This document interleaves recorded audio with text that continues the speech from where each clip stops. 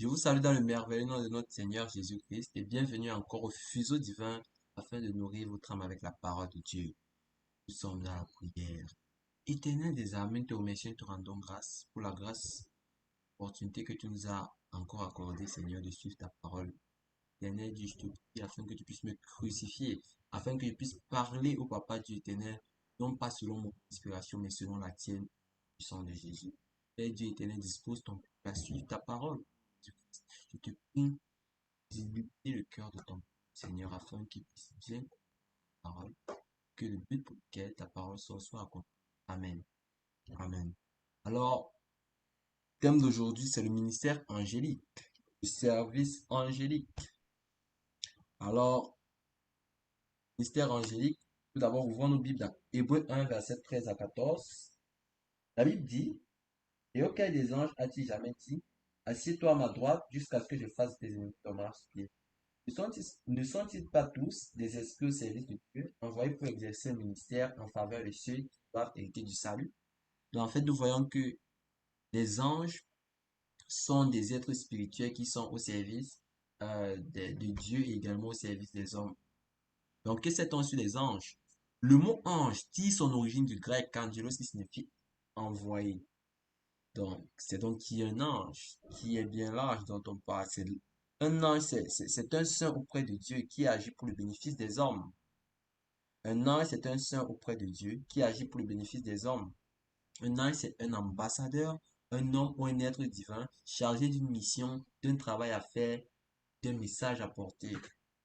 Et dans la Bible, il y a plusieurs façons dont on appelle les anges. Ils sont appelés dans la Bible fils de Dieu. Ils sont appelés l'armée céleste. Les anges sont appelés les saintes myriades.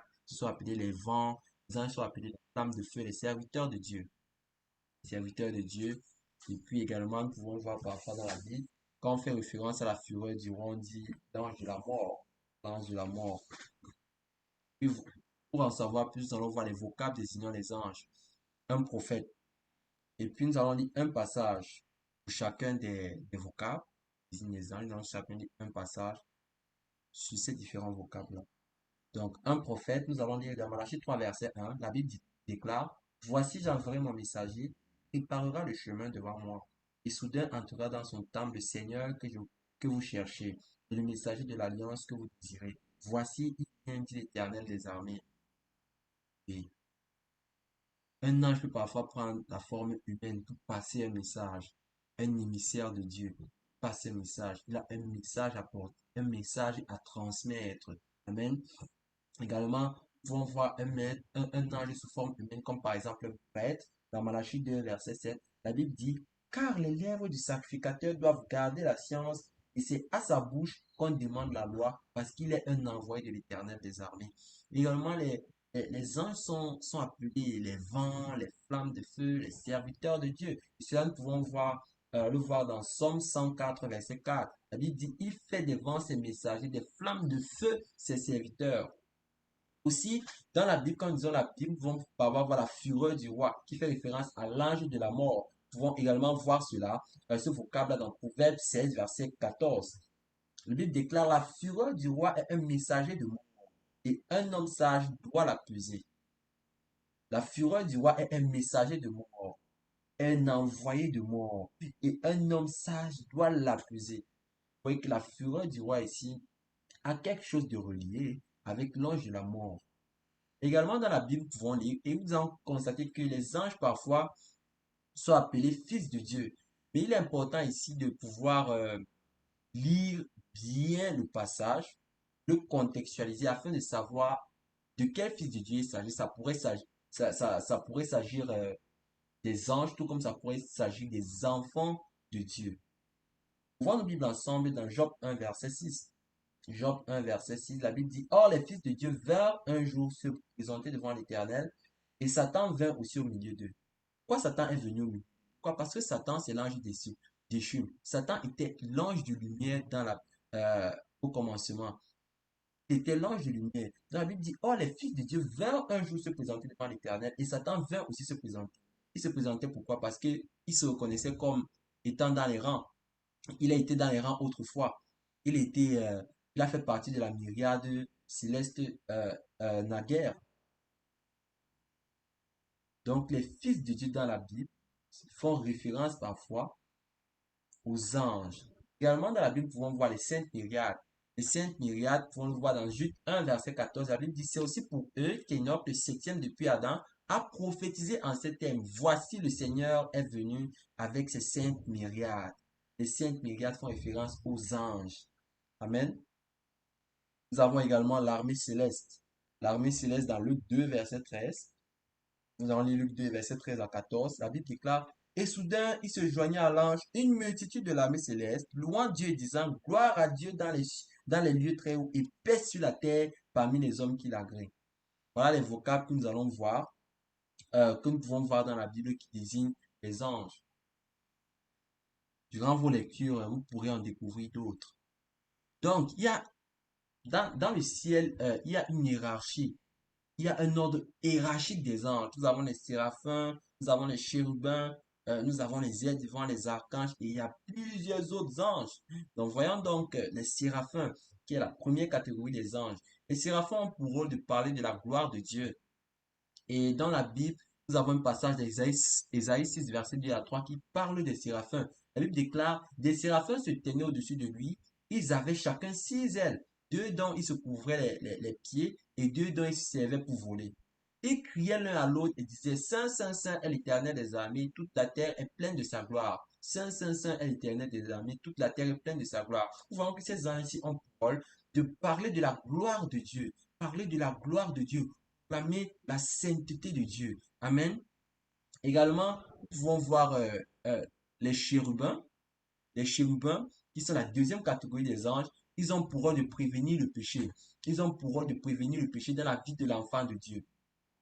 Ils ont pour rôle de prévenir le péché. Et nous pouvons voir leur rôle de prévention des péchés dans Genèse 3, versets 22 à 25. La Bible déclare, l'Éternel Dieu dit, voici l'homme est devenu comme l'un de nous pour la connaissance du bien et du mal. Empêchons-le maintenant d'avancer sa main et de prendre de l'arbre de vie, d'en manger et de vivre éternellement. Et l'Éternel Dieu le chassa du jardin d'Éden, qui cultiva la terre d'où il avait été. C'est ainsi qu'il chassa Adam et il mit à l'orient du jardin d'Éden les chérubins qui agitent une épée flamboyante pour garder le chemin de l'arbre de vie. Et il mit à l'orient du jardin des chérubins qui agitent une épée flamboyante pour garder le chemin de l'arbre de vie. Empêcher qu'une autre personne ne vienne manger. Il faut empêcher le péché, pour prévenir le péché. C'est ça le rôle des chérubins. Ils sont là pour prévenir le péché, pour ramener le chrétien à l'ordre, le chrétien qui a péché à l'ordre. C'est ça le rôle des chérubins. Amen. Également, nous avons les êtres vivants. Les êtres vivants, ce sont ces anges-là qui sont reconnus pour leur haut degré d'humiliation dans l'adoration. Ils sont reconnus pour leur haut degré d'humiliation dans l'adoration. Nous pouvons voir les êtres vivants dans Apocalypse 4, verset 8.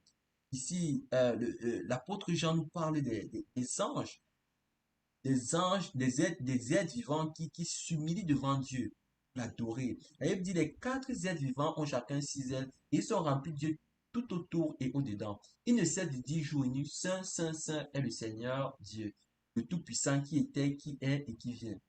Ils proclament la seigneurie de Dieu. Ils proclament la magnificence de Dieu. Puis, les êtres vivants, connus pour leur haut degré d'humiliation dans l'adoration. Alléluia.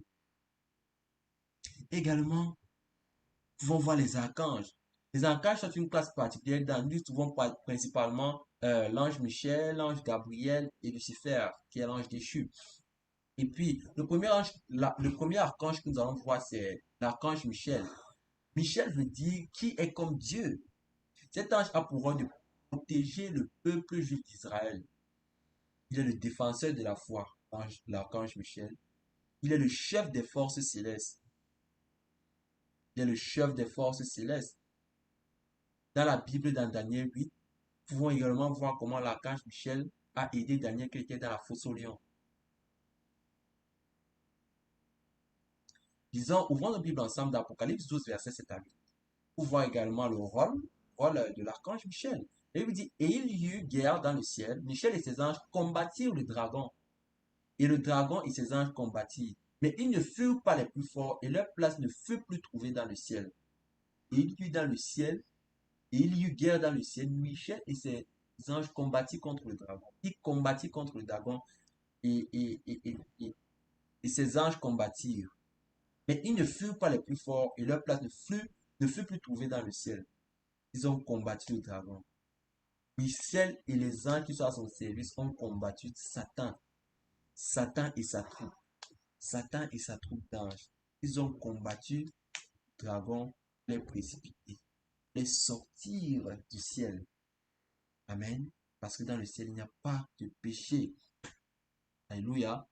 Et puis, nous pouvons également voir l'archange Michel. L'archange Gabriel, autant pour moi. L'archange Gabriel, Gabriel veut dire homme de Dieu, messager. L'archange Gabriel il parle de Dieu aux hommes.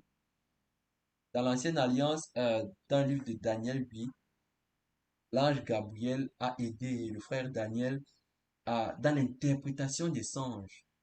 Il y a interprétation des songes. Et puis, dans la Nouvelle Alliance, l'ange Gabriel a annoncé la naissance du Messie. Il a annoncé la naissance du Messie. Il a annoncé la naissance de Jean-Baptiste. Il a annoncé la naissance de Jésus-Christ de Nazareth. Oui, l'archange Michel, c'est un messager. Il parle de la part de Dieu aux hommes. Alléluia.